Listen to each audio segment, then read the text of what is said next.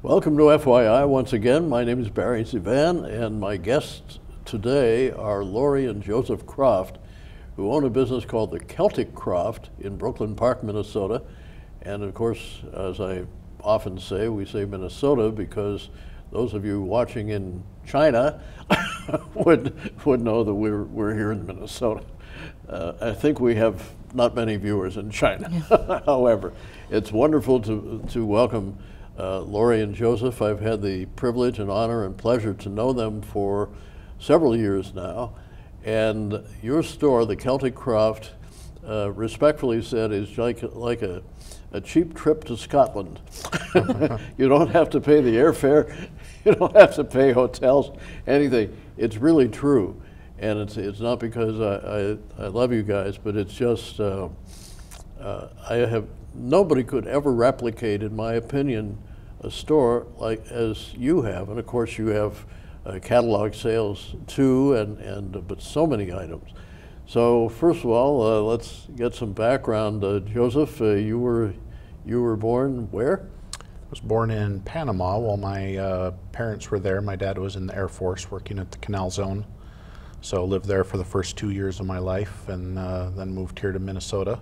My dad was done, got out of the Air Force, and got a job here in Minneapolis with General Mills Corporation. Oh, terrific. So I've lived my whole life since that point here in Minnesota, raised in Maple Grove, and now live in Brooklyn Park. That's wonderful. And the Celtic Croft is located in Brooklyn Park too, right? Yes. Yeah. What's the address again? 8451 Xerxes Avenue North. We're right on the corner of 85th Avenue and Xerxes. That's wonderful. Well, I've been there a few times and going to be there again soon, but we'll talk about that later. Lorie, you're from a place where, near where I was on the air for 5 years, and that was in Idaho Falls, Idaho. You're from Salmon, is that correct? Salmon, Idaho. My family has a ranch there. That's where I grew up, a cattle ranch, and my sister and brother-in-law still have that ranch and work that ranch, so still in the family. Oh, that's wonderful. And your mom's in Rexburg? Yes. Yeah. That's terrific. And how did you get to Minnesota? I followed husband number one. Oh, I see. Okay. Well. So got married, and he was from here, so we moved back here. I see. Well, thank goodness you're still here and with husband number two. Yes, yes. I'm glad to be with husband number two. Wonderful man. You're both great. How did you get interested in things Scottish and start the store? I married him. Okay. Moving right along. Joseph started the business before I married him. So when I married him, I married the business also and made it my life's work, I guess. Well, it's wonderful. Well, it's such a pleasure to be in there. I can't say it enough. It's really true. Joseph, how did you decide to start the business? Good question. Started the business in 1995, and I knew that I wanted to start and operate a business. I just didn't know at that time what I was going to do, and I knew that I had Scottish ancestry. My great-grandmother, Janet Watson, came over with her family from Scotland. And my brother-in-law at the time had been a bagpiper for years and years. So he had invented his own variety of bagpipes, and I decided that I could sell those bagpipes for him. So our very first product was a small, quiet set of bagpipes designed to play indoors, which is very different from the really, really loud Highland pipes that you see and hear at events. So that was our first product, and very quickly after that we added the kilts and the tartan products, and it just grew from there. Oh, it's wonderful. Now, do you make kilts yourselves, or is it all from other places? As a company we do. We probably make half or more of the kilts that we sell. Lorie and I used to make them all ourselves, and a few years ago we hired a seamstress that does the sewing for us now.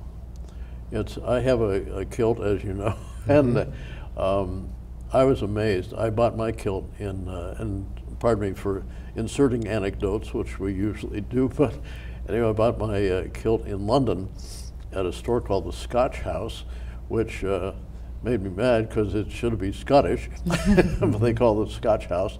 But they had all the Scottish attire and everything else, and even got my chanter there to learn to play the bagpipes. That's as far as I've ever gotten. But I was amazed at the amount of material that's involved and how you get those pleats in there. Is there a secret to that, Lorie? A lot of practice.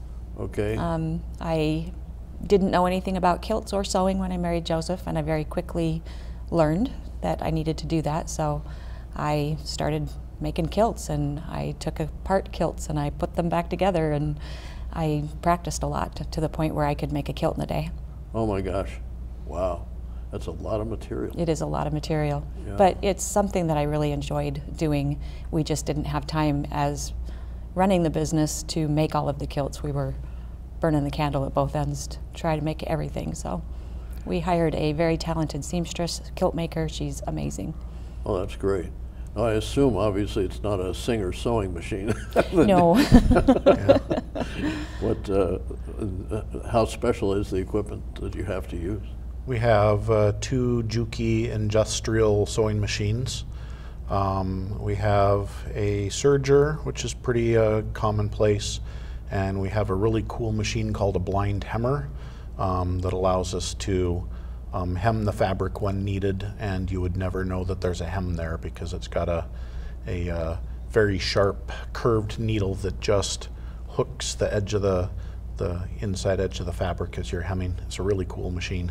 Oh, So that does the bulk of the work, the 2 industrial sewing machines and the serger and the hemmer, and that gets the job done. what are your most popular products among your customers? Kilts. Just the kilts. That's the most popular because we have 9 different styles. So if you can think of a kilt, we can make it. Wow.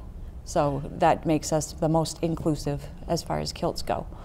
I would say the accessories, the boots and the whatnots are the second most popular. Yeah.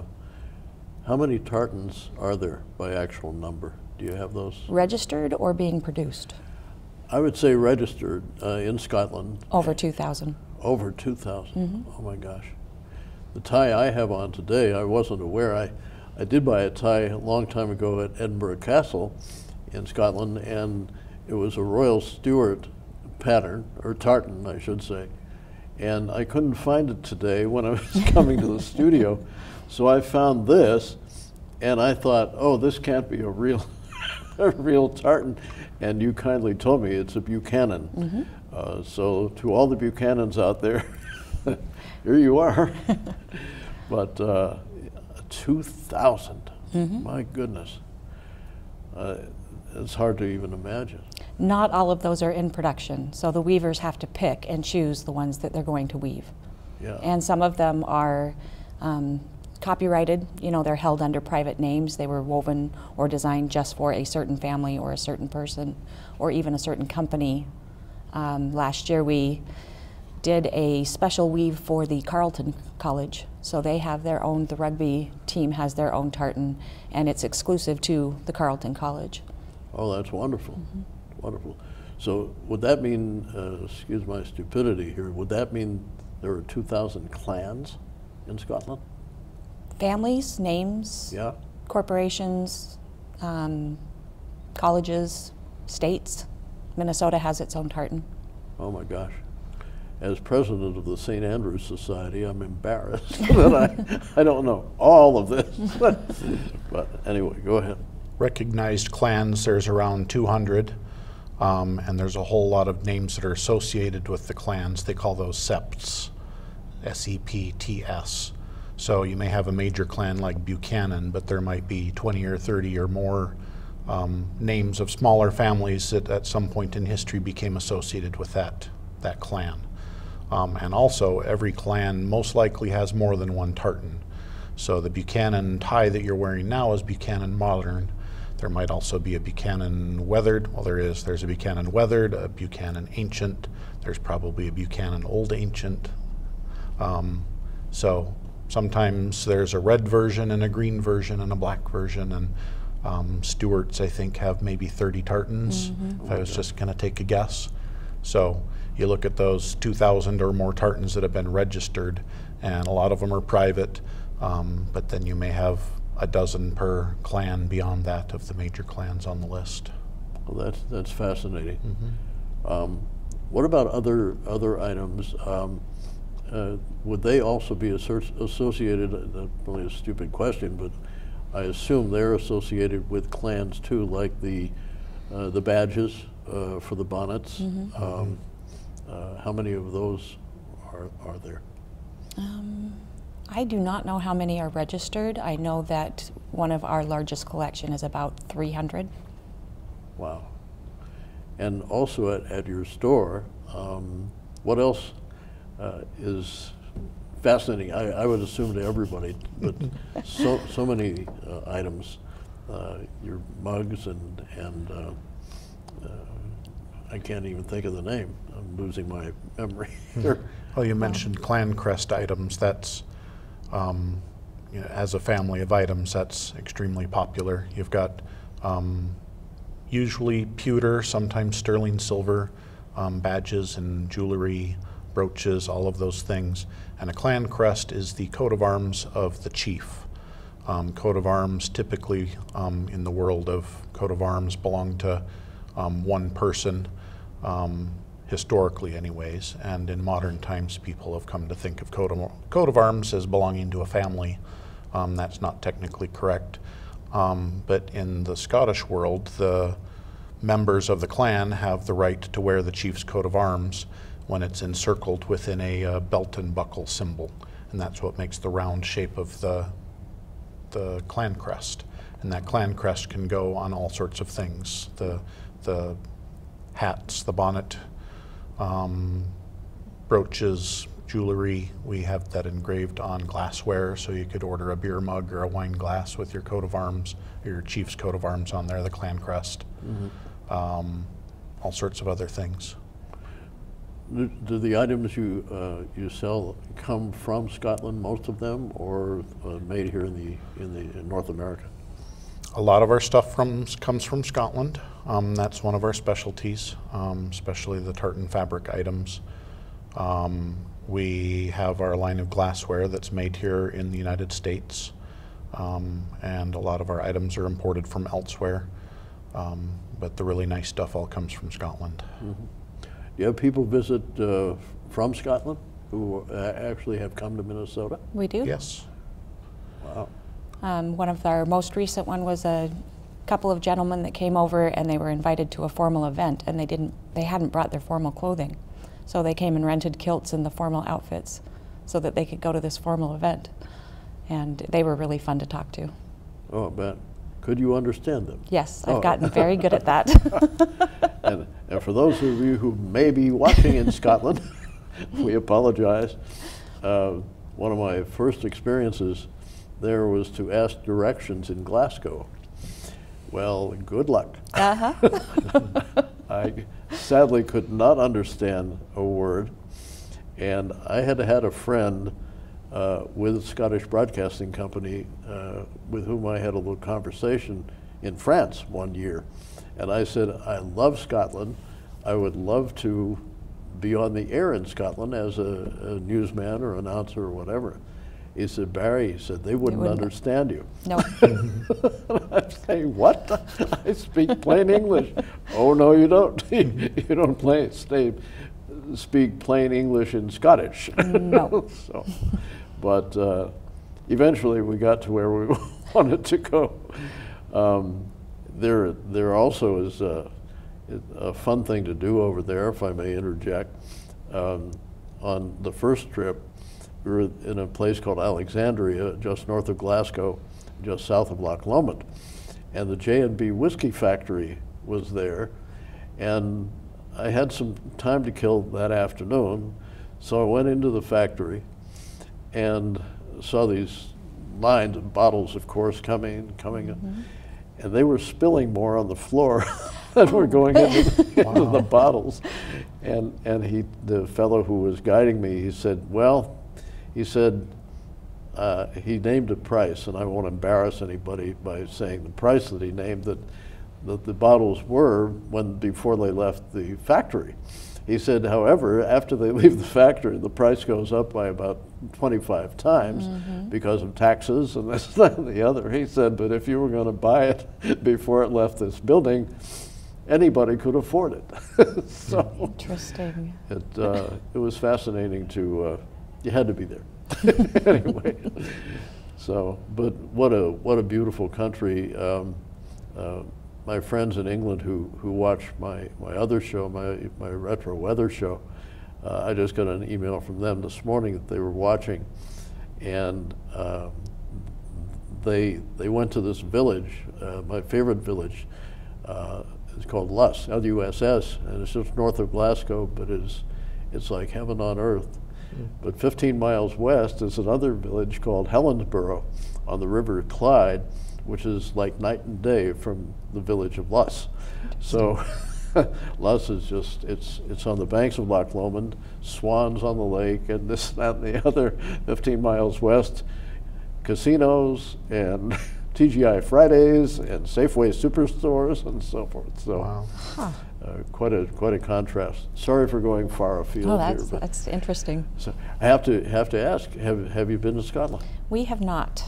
We have 7 children, and we have spent the last 30 years raising 7 children, not to mention run a business. And Sure.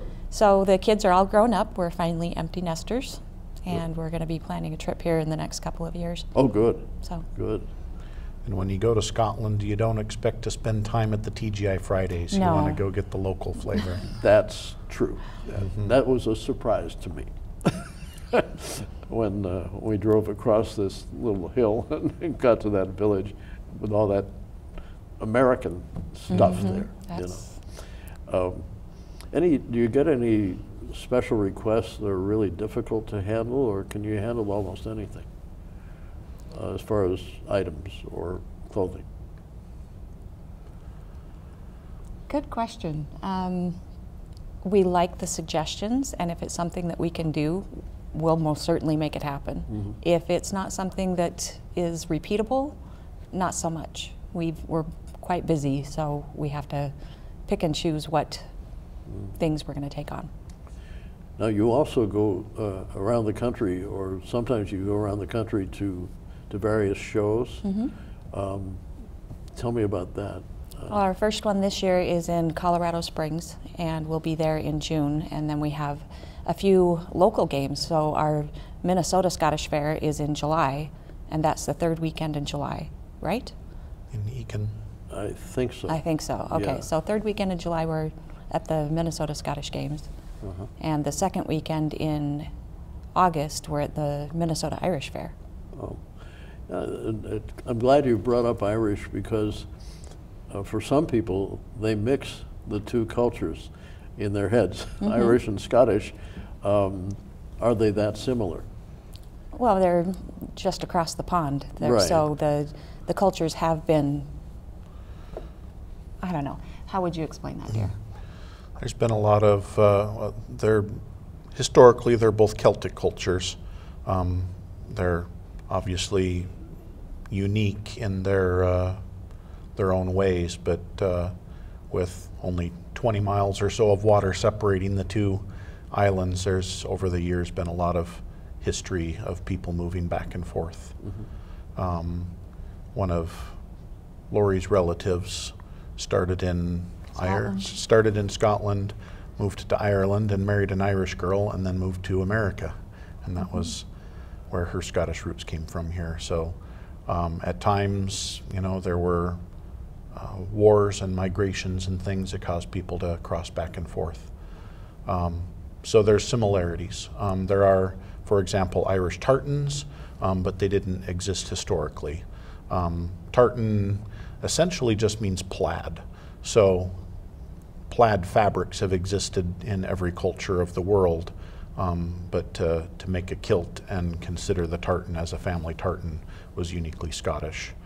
But there are a group of Irish tartans now that were created, I think, in the 1950s, if I remember.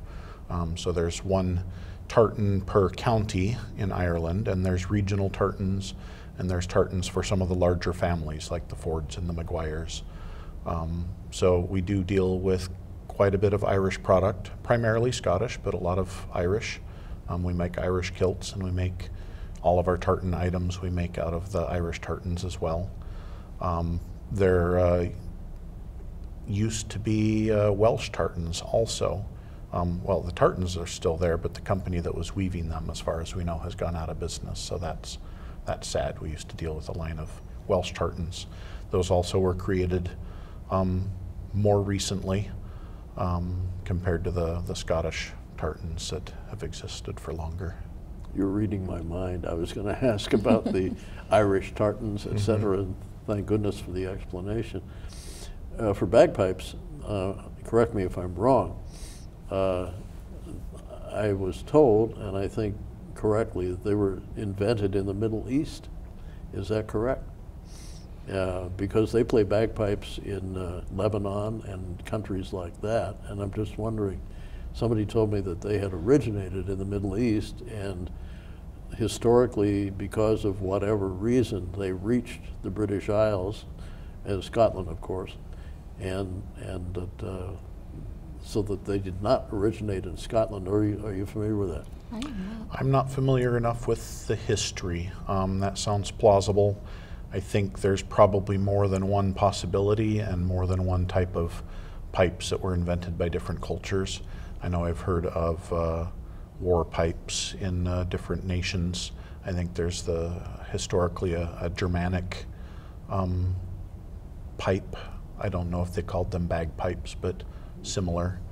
And the cultures that did invent them, I believe, were all for war. You would be able to hear it over the clatter of battle, and they could use the pipes both for intimidation and sending audible signals to their troops. Well, that's funny. It resonates all sorts of jokes in my head, of course, and other people's too, maybe. You hear the pipes, run. Yeah. I love them. I just love them. Do you play?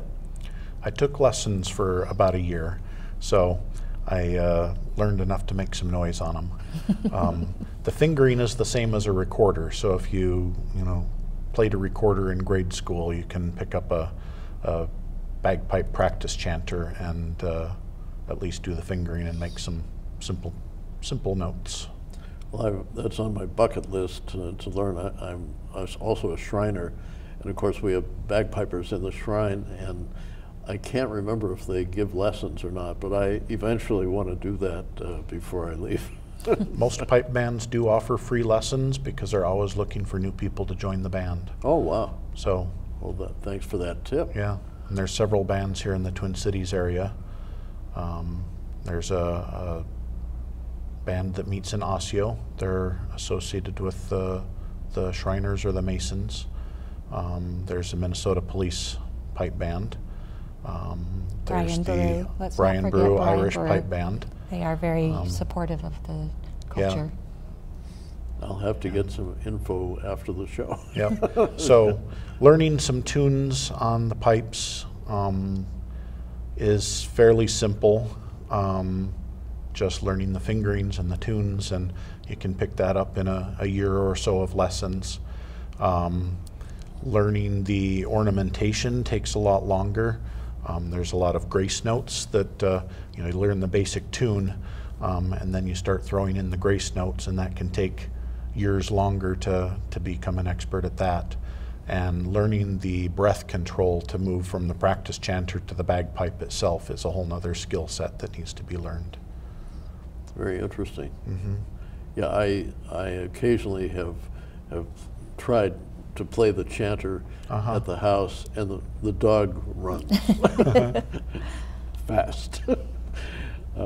It's definitely an art to it. Yes, you had said your relative had made some bagpipes, special bagpipes. Do they still exist? Those ones don't, but there's several other small varieties. There's one that we sell called they call them kitchen pipes. Similar concept. They're small and quiet and can be played indoors without scaring away everyone in a radius. There's historically a small variety of pipes from Ireland called Ilian pipes. Those are really beautiful. If you know what you're listening for, you'll hear them in movie theme songs a lot. Mm-hmm. It's a very haunting sound. Those ones are small, very neat pipes. I can't think of any other small pipes offhand, but that's typically how they're divided. You've got the Great Highland pipes that are the full-size loud ones that are the pipe bands play, and then all of the other small varieties they just refer to as small pipes. Sure. And you, oh yeah, I was going to say, we were talking about kilts extensively at the beginning. You both have kilts on today, and we're going to show them. Mm-hmm. What tartan are they? We are both today wearing the Macmillan black tartan. We're wearing it because we like it. We're not Macmillans. We've sort of been adopted by our local Macmillans. Yes. And the Macmillan black is not an officially recognized Macmillan tartan, so we feel a little bit more justified in getting away with wearing it. So it's legitimate and okay with certain clans that you wear their tartans, is that correct? Well, we kind of unofficially got permission from the Macmillans in Minnesota. They love us and we love them. So Neil and Jack Macmillan have taken us under their wing, kind of. But we really love these colors. It's not a recognized tartan. We're not stepping on any toes. And I've always kind of been a little bit of the black sheep of the family, so that works too. In general, there's nothing wrong with wearing a tartan just because you like it. You know, you'll probably sooner or later run into someone who gets bent out of shape about you wearing their tartan. But in general, if you like it, wear it. We sell kilts to an awful lot of people who don't know that they have any Scottish or Irish roots, or they've got so many roots to choose from, they don't know how to choose, or like there's maybe 700 tartans that are being produced right now by the major weavers in Scotland, but thousands more that aren't being made. So if someone can't buy their tartan because it's not being produced, then oftentimes they'll just pick one they like and go with it. And as far as we're concerned, there's nothing wrong with that, as long as you understand that sooner or later you'll run into someone who Another determining factor is that my tartan, the Fife District, is only available in wool, and wool makes me itch. So I picked this one. I like the colors, and it's polyviscose, so there's no wool in it. Well, you have both supplied us with a lot of great stories and a lot of knowledge that a lot of people don't know, including yours truly. Thank you so much for being here. And again, it's the Celtic Croft in Brooklyn Park. And I'll be there on May the 11th, thanks to you, to plug my book. And hope you'll be there on the 11th of May between 11 a.m. and 2 p.m. And again, Lorie and Joseph Croft, the address once more time. 8451 Xerxes Avenue North in Brooklyn Park. Thanks a million. We'll see you all next time.